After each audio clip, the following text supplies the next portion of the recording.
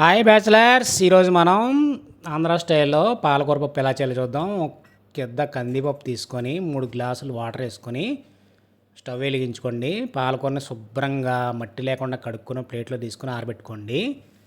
పర్ఫెక్ట్గా 3 నుంచి 4 విజిల్స్ వస్తే పప్పు కరెక్ట్గా మగ్గిద్దండి. పప్పు స్మెషర్తో తిప్పుకొని పక్కన పెట్టుకోండి. ఇప్పుడు ఒక స్టీల్ బాండీ పెట్టుకొని స్టవ్ వెలిగించుకొని 2 table spoon oil, 2 table spoon నెయ్యి వేయండి. చాలా బాగుంటుంది పప్పులో.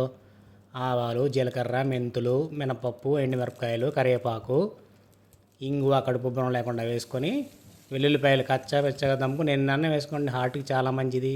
పచ్చిమిరపకాయలు, ఎండుమిరపకాయలు వేసి అలాగే ఒక ఉల్లిపాయ, పసుపు వేసి నేను చూపిస్తున్న విధంగా గోల్డెన్ బ్రౌన్ వచ్చే వరకు మూత పెట్టి మగ్గించుకోండి.